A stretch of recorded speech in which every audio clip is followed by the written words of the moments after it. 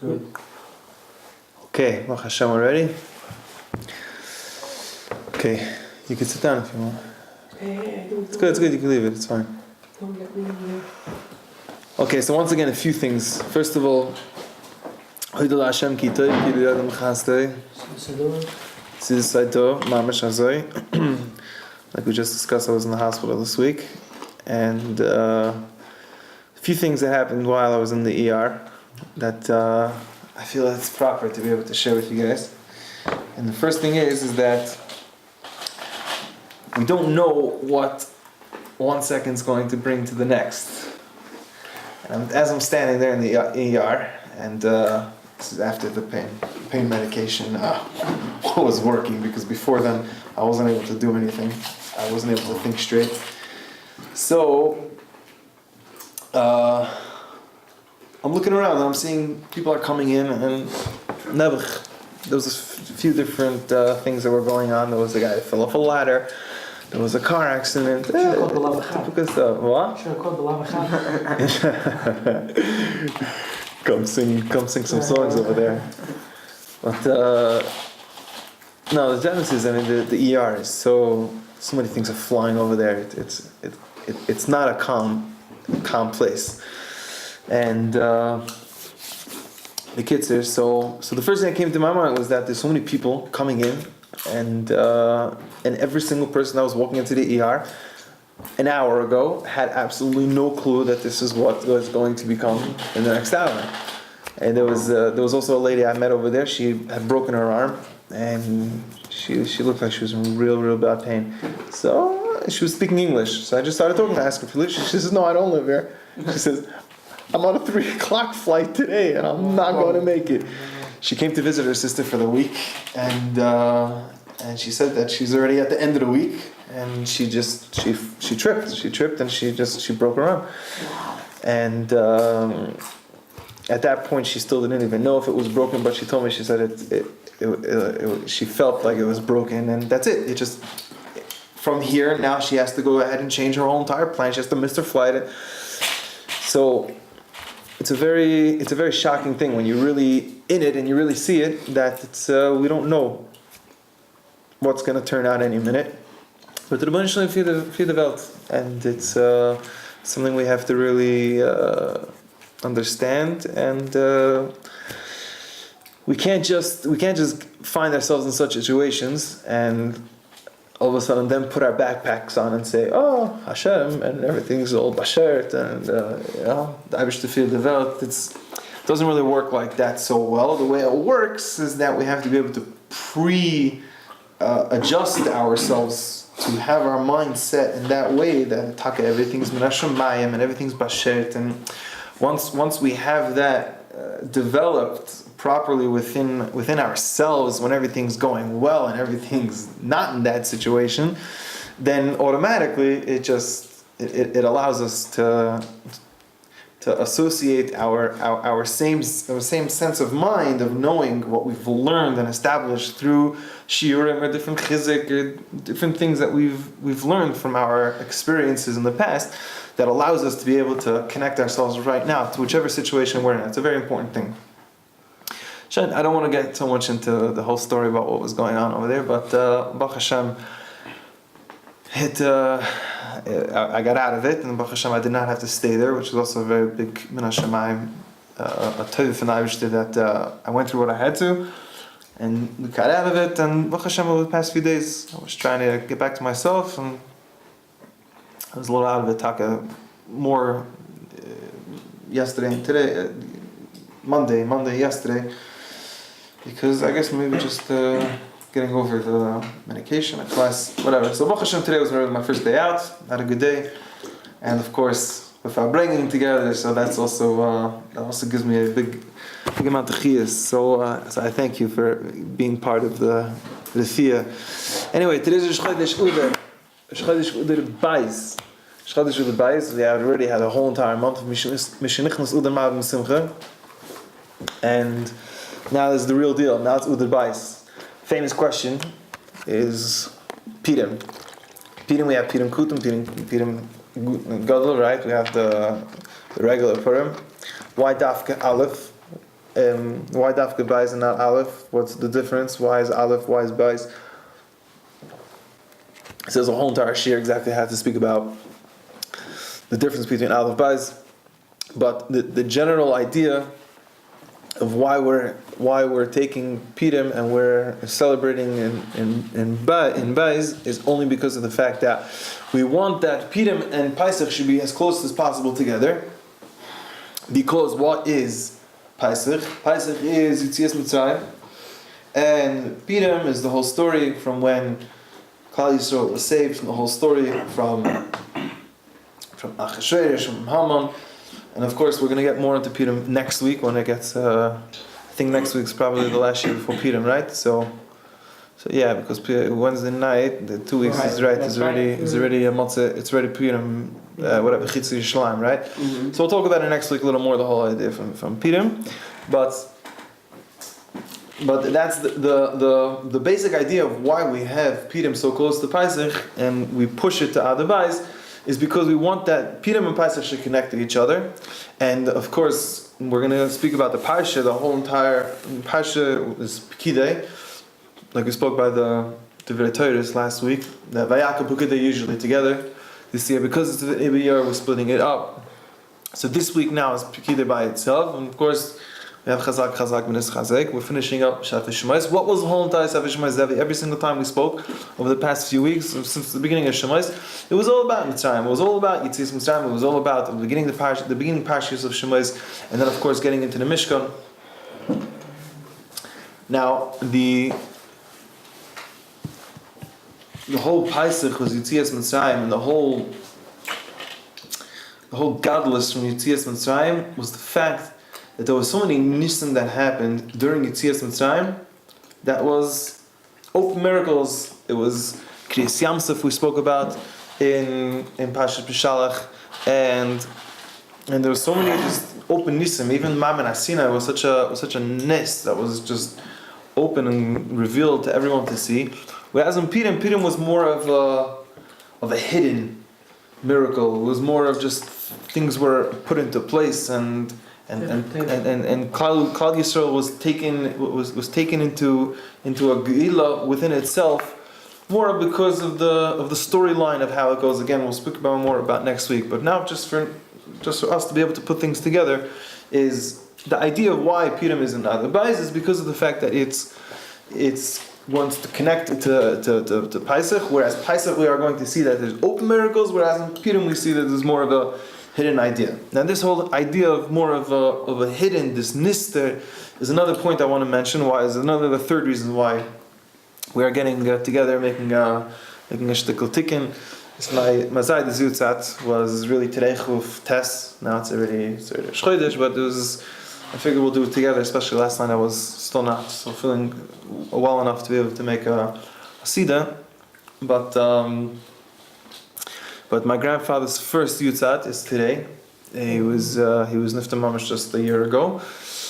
And so of course Mamash now is already 12 months. Also regarding Yutzat, some people hold with Aleph, some people hold with Bais, but for the first year for sure is that it's Mamash now 12 months. So the year of Avelis is Mamash up now. When it was today. after. It was Nifta Chuftas last year. Oh, right. That's a complicated date. What? Yeah, it's very complicated. No. Why is it? No, it's not. It's always going to be the Chodesh. Always negative. Before the Chodesh. Chuftas, not Chodesh. Oh, not the Chodesh. Yeah, Chuftas. If it would be a Lamed, then it wouldn't be a problem. Because it would always be the Chodesh with the Bais. Not the Chodesh of Bais. No, Last year was Oh, no. what's Either that? a regular year of Lamed Ude. Oh. No, it was Lamed Shvat. It was Chuftas Shvat. Chuftas Yeah. Shvat. No, Lamed, there is no Then Lamed it should have been Shvat. 12 Yeah, months. okay. Shvat, then I Right. was good there. It's not. 13 months. 12. Mm. No, Yeah. It's 12 months. It's still 12 months? It's 12 yeah. months. Next. Because now we just finished Chuftas Ude. Ude Bais. You're getting confused because now it's Chodesh Bais. It's Right. Chodesh Ude Well, Bais. yeah, when I was Ude, right. Now With it's an Aleph. Ude Aleph, right. Well, tonight's 12 really months. tonight's You were Lamed saying- Ude You were Aleph. saying maybe you do the next month, which is Right. a month. That Some people would be say, good. yeah, no, Ude Bais. Do both. Which is true, yeah, and like in Legends, majority of people are going with the Bais. Right. Not because that's when Ben's man falls Now, down. people would go both. Yeah. Most People go people some these days go already with the Aleph because Or Taco Bell. by then they're in America already, yeah. Anyway, the kids here. So like I said, but anyway, regardless of how you put it, the Masa, the 12 months is today. It was Chodesh. It was finished. So of course the year of Abaylis is up. So this grandfather was my father's father. My father's not alive, so my father has two sisters. Today we're keeping Abaylis. So today finished Today the they find- Abaylis. They had that Kumas Matzavi this week Sunday. A whole year? Some people Wow. take longer. It took that time to. No, a lot of people doing this Rosh and Yeah, I don't think it was just that. I don't think it was done as outside date. I think it was just Huh? done because that's when it worked out. Yeah. It's the whole Tov, Bekitzer. So I want to get into the Pasha a little bit, also, and just speak about these few different reasons of why we're here, from all the different reasons together. So once again, on the Pasha, as we discussed in the past few Pashas, already starting from post Maimon Sinai, post Kabbalah Satira, all the way from Pashas Trima, which is one of my favorite Pashas, as you could hear from the past few Pashas that like every single Pasha, I think with the exception of maybe I don't know, Kisisa. Also we spoke about V'shachanti b'soicham, right? But also in the Mikdash V'shachanti b'soicham.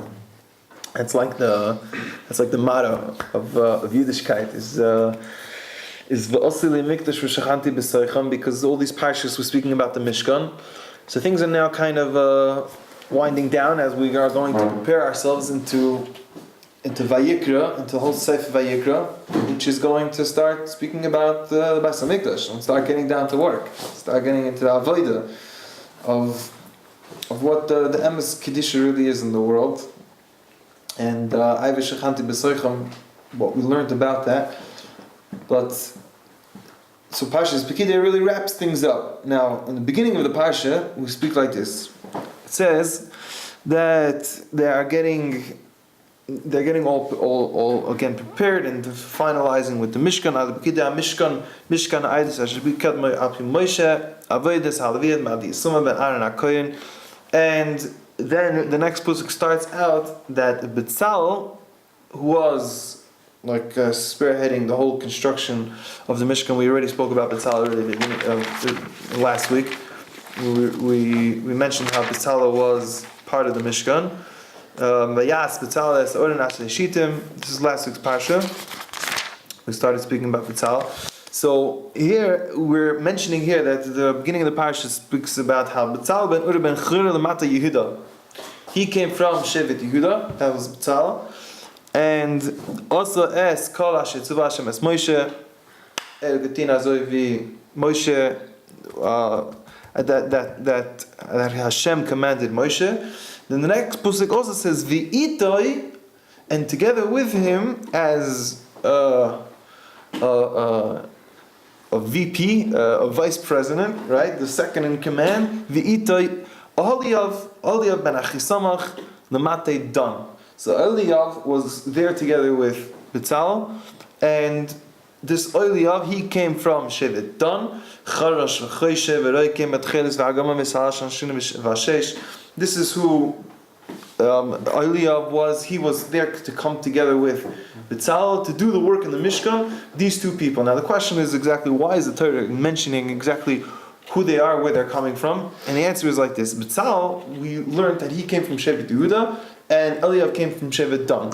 And the difference between these two Shvatim, these two lineages of the Shvatim, Yehuda comes from a Shevet which is more of a prominent tribe, right?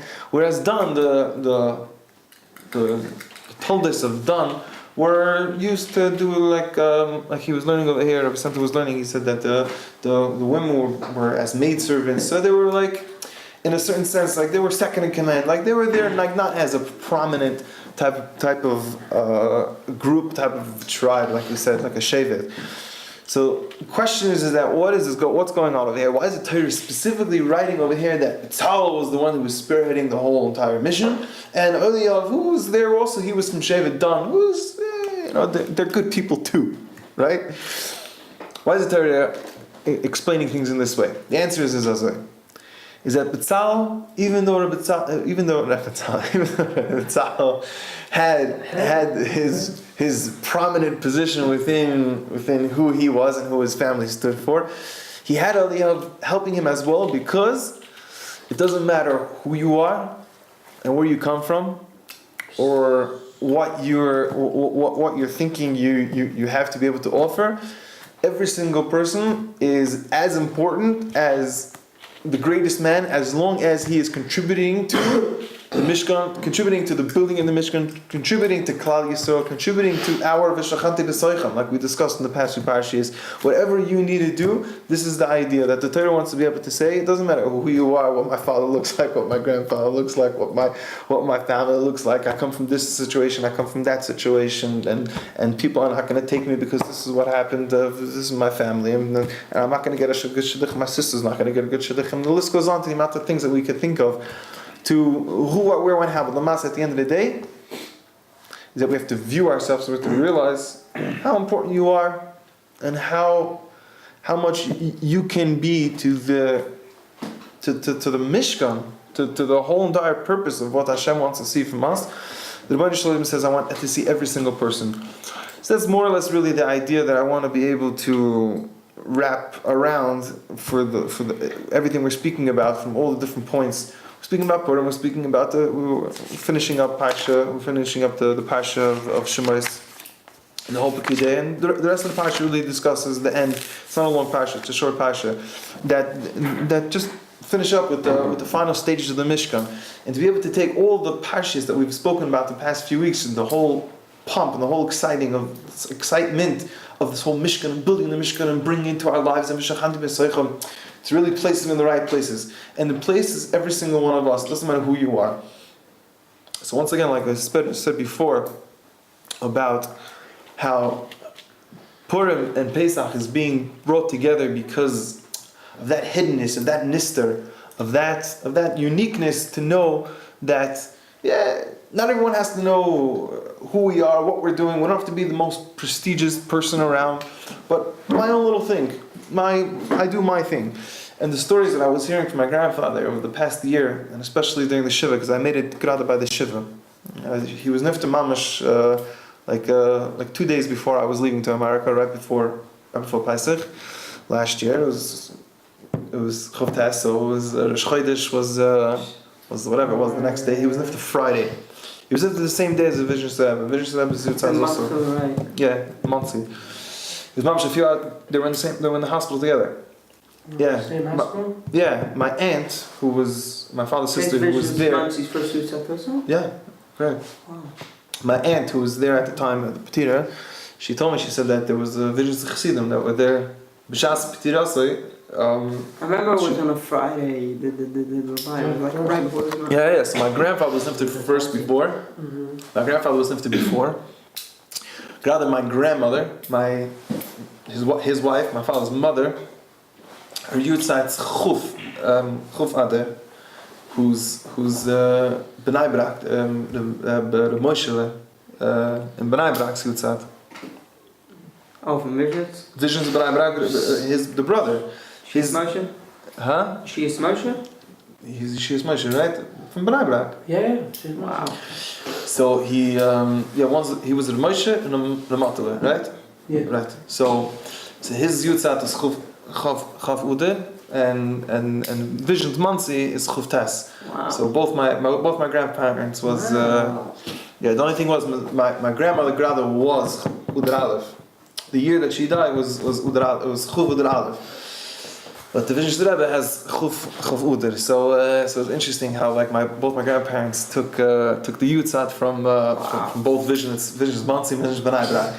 Even though I don't really have much of a connection to Visionitz, I mean my grandfather Grada did. I mean I remember as a young boy I used to go to Visions on the Avenue, the Vision Avenue over there. Which Visions? Visions, I think.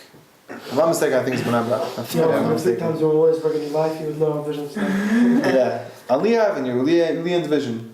Yeah. That's where my grandparents lived, right around the corner over there in Division and Roebling. And my grandfather was living there until he was nifter. He was in the hospital the past few weeks before he was nifter, but he lived in the Moisbeck. He lived in the same house. My father was a little boy. So I myself, as a young boy, I used to go there a lot for Shabbos. Where did you grow up? Where did you live? I grew up in Passaic, New Jersey. That's where my parents lived. But mamish, every single Shabbos, I was like, one Shabbos in Passaic, one Shabbos in Williamsburg, one Shabbos in Passaic, Williamsburg, like back and forth, back and forth.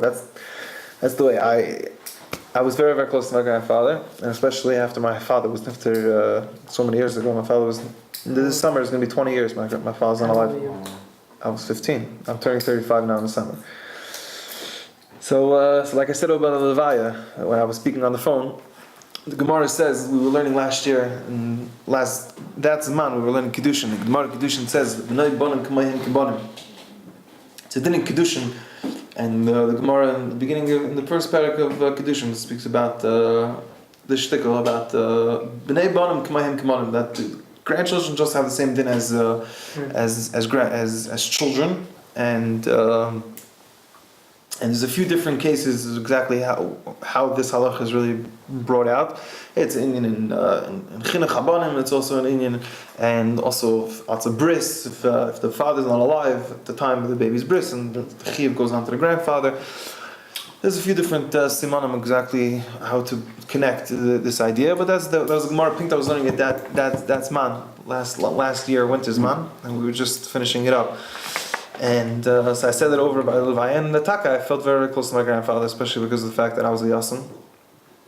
And we spent every Pesach together, Kamat, every single Pesach. I was in Florida in his house.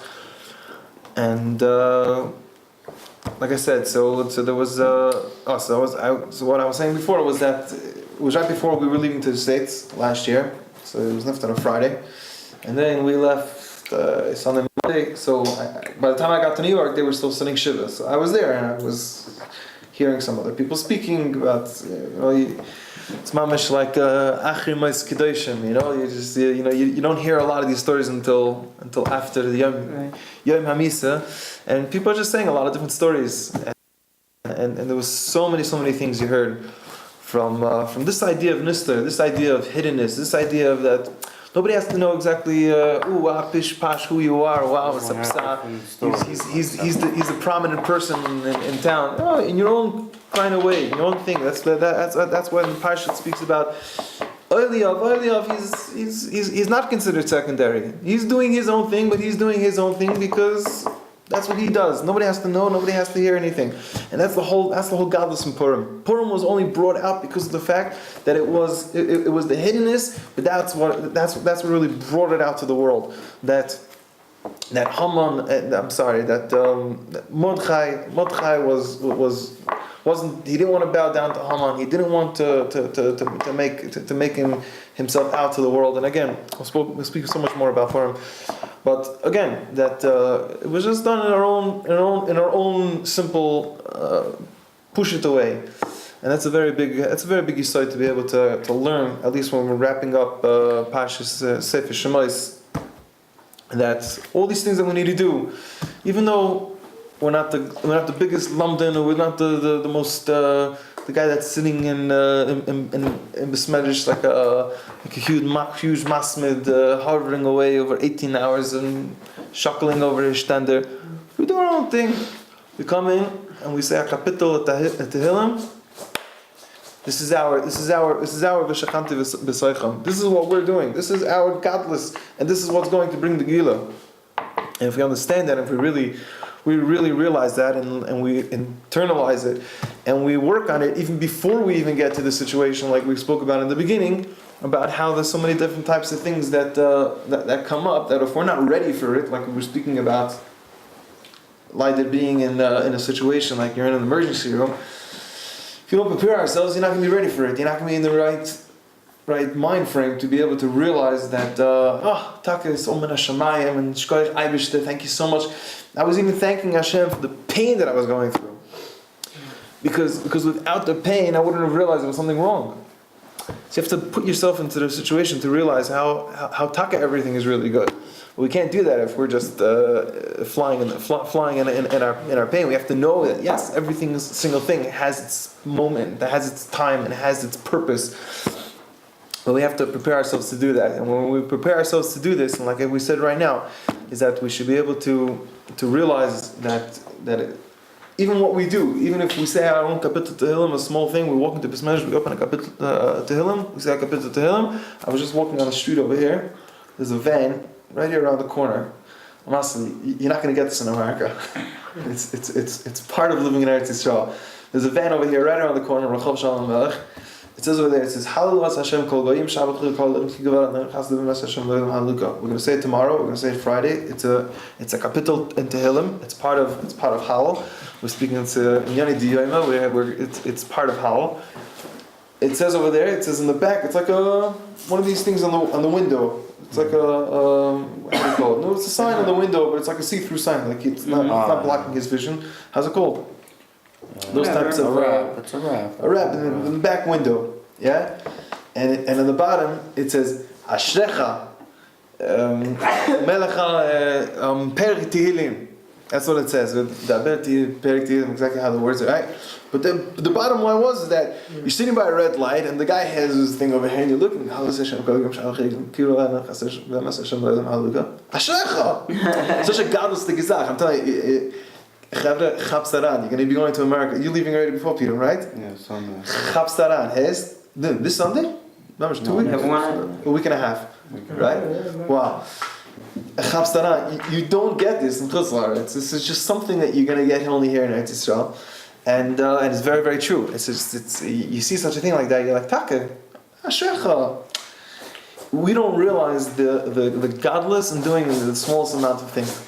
And That's Hashem, with Abish's help, we should be able to be Zayche that to take it with us, and that's the only way to really be able to really build our Vishachanti B'Saychel, is to be able to do anything, mamish, even the whole Machas HaShekel. We were speaking about Machas HaShekel the past few weeks, right? Aside from Parsha Kisisa, and aside from Shabbos Shkolim, and the whole Shkolim is all speaking about Rosh Chodesh. So the Gemara says that they announced it Rosh Chodesh, and that's what we do. We have Shabbos Shkolim, Parsha Shkolim. We read before Rosh Chodesh, but it's really a Rosh Chodesh the Gezach that the Shabbos Shkolim is everyone comes with Machas HaShekel to be able to input their own money, their own input, financial input into the Beis HaMikdash.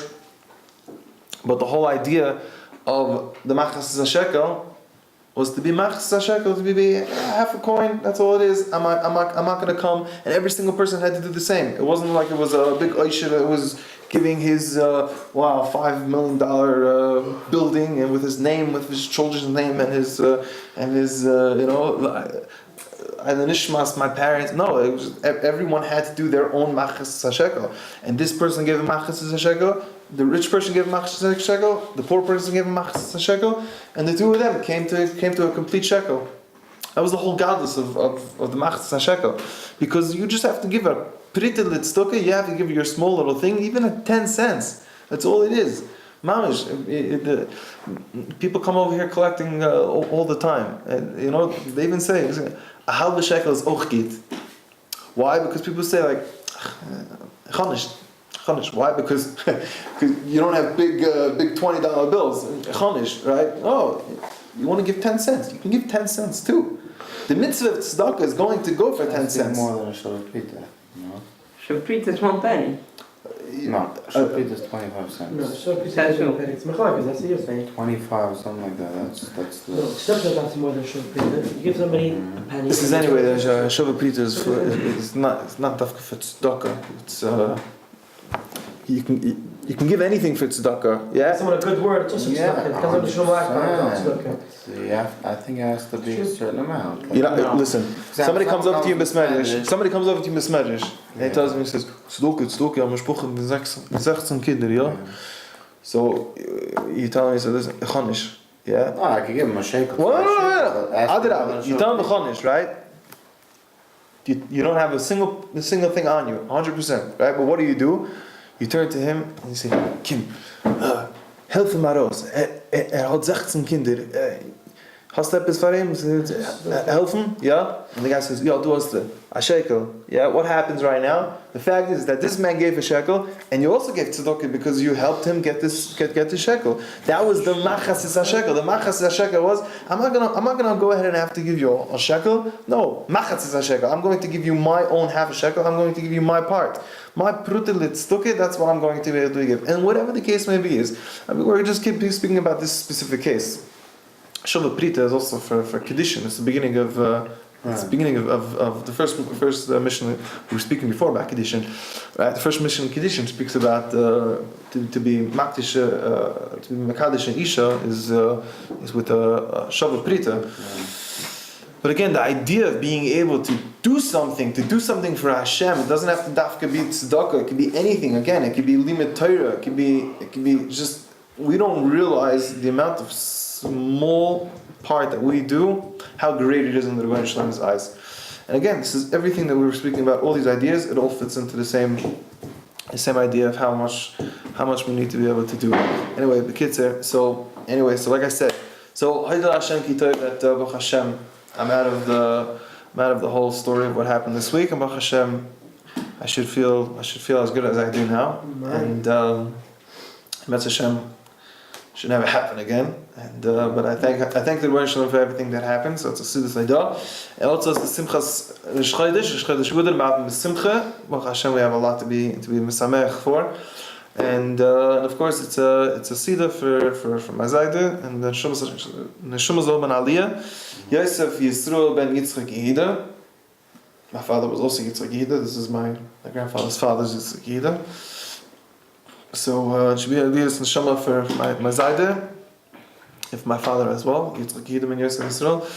And Metz Hashem, Cool. It was the other way, because it's my grandfather's father. My grandfather lost his father already in the war. My grandfather was a Milchuma Yid. And sure. He was in concentration camps. He was my grandfather too, and he used to lose his father in the war. He was like 6 years old when he lost his father. So my grandfather was born in 1928. So I figured he was 11, 12 years old. If I remember correctly, I'm not even sure exactly what the story really was, but I don't think he even really had a bar mitzvah, a normal bar mitzvah. I think so. I'm not sure. I've asked my family members exactly what the story was. But but it was during the war. It was 1939. The war started. Ended in 1945, 45, something like that. Additional days is that my grandfather came to America and the American army drafted him into the army and sent him to Korea. Whatever year Korea was, 1951, 51. And he was in Korea for a year or two. How do you stay? Is that the couple how to do Yiddishkeit or? So I don't know how it was over there. Mishtumanisht. I don't know. I don't think there was anything to really hold on to. But Lamasi, he came back to America after those years, whatever it was, 1952, 53, exactly which year it was, I don't know. Well, he must have got married to my grandfather in 1953. My grandmother must have, because it was 1953. My father was born in 1954, so they must have gotten married in 1953. So I guess those years or those months leading up to that time, he came back to America and he settled in Williamsburg, we were speaking before, and Satmar Ruv brought him in, and he I think he even had him as a Heizbucher, exactly what he was doing, I'm not sure. But my grandfather was originally from Sigit.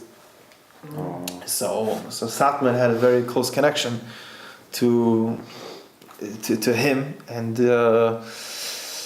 he even always used to say also, he said, I don't know exactly the authenticity of the stories that we were hearing, but he said that his family was more of a wealthier family, and the Ruv always used to stay at his house when he was young. Again, this must have been in like the early 30s, the mid 30s, until the war broke out. And so like I said, so Siyata D'Shmaya Baruch Hashem, it was just Mamash Min HaShamayim that he was in Williamsburg and he was connected to Satmar, and he stayed in Williamsburg all the years, and so that's where my father grew up, and like I said, so I spent a lot of time there. I was a young boy. Mamash, I feel like I come to Williamsburg, I feel like Mamash, it's part of my childhood. Of course, it was different. It was even different than when I was growing up in the 80s, early 90s. You know, I mean, no. By then already it was a Hasidic shlut. I mean, it was. But In still, the, not like now. the 60s, 70s for sure not. The 60s, 70s Yeah, wasn't what it was today. But I mean, when I was growing up, it was pretty much mostly all Hasidic, Satmar Hasidic. I mean, today it's Kamat. Now It's Kamat, no Satmar. Yeah. And yeah. So anyway, that was the story. Anyway, so Madame Shesel, we should be able to learn so much and be able to be a meditation for all of us and for my entire family and for everything I do. It's a zechis for the koiches that he was able to bring forth after those terrible yisurim, those terrible years. And he's mamash. There's no question. He's sitting mamash by the kisei hakavod because this for somebody to be able to go through the life that he went through. It's not normal. Yeah, so I went through the Holocaust to go right to United or something like that. For sure. There's no two ways about it. So Anyway, it should be a numbers, meditation for all of us, United. and we should be able to be zeicher to the coming of Mashiach, and we should be able to have the Mishkan again together with us, and Shachanti v'Seicham with Mashiach Tzidkani and Tchias and Meisim. V'vahayde v'yamaynu Omain. Thank you very much. Whenever